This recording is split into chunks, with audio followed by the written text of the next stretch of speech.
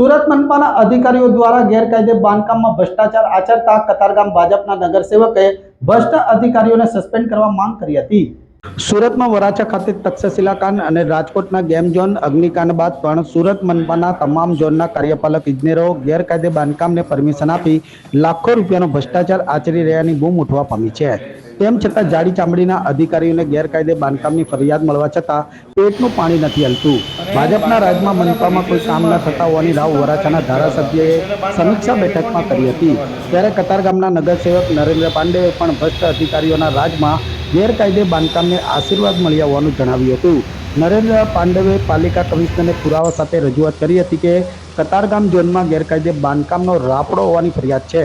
આ બાંધકામમાં અધિકારીઓ મલાઈ ખાય છે તેવો આરોપ કર્યો હતો અને કતારગામ ઝોનના ભ્રષ્ટ અધિકારીઓને સસ્પેન્ડ કરવા માંગ કરી હતી। હાલ સુરત મનપાના તમામ ઝોનમાં કાર્યપાલક સહિતના ઇજનેરોએ કેશિયર નિમી ગેરકાયદે બાંધકામમાં રૂપિયા ઉઘરાવી માલામાલ થયાની અનેક ફરિયાદ સામે આવી રહી છે।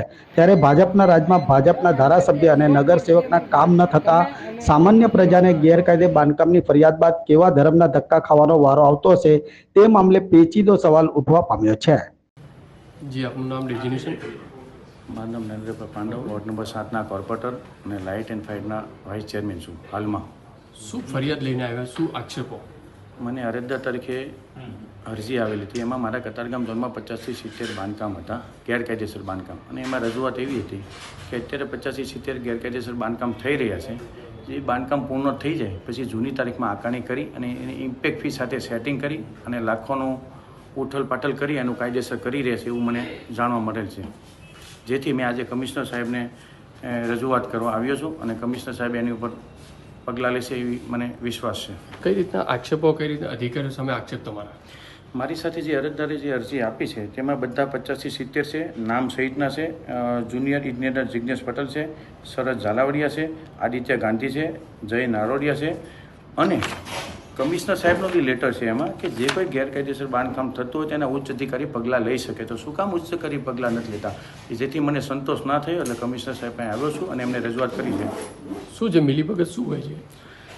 મિલીભગતમાં તો કેવું છે કે 3-3 માળના પ્લાન પાસ હોય અને 6-6 માળ 7-7 માળના જો ગેરકાયદેસર બાંધકામ થતા હોય તો એ તો વ્યાજબી નથી ને। કમિશનર સાહેબને મેં એ પણ કીધું કે બેન એક કામ કરો, આપણે પ્લાન પાસ કરવાની કોઈ જરૂર નથી, જેને ગેરકાયદેસર કરવું છે બધાને કરવા દો નહીં। આપ જો જેટલા પ્લાન પાસ થઈ એમને સીલ માર્યા છે, અનલીગલી એને કોઈને સીલ માર્યા નથી, તો શું પ્લાન પાસ કરે એને ભોગવવાનો વારો આવે છે? આ તો ખોટું જ કહેવાય ને। અધિકારીઓ પોતાની મનમાની ચલાવે? 100% મનમાની કરે।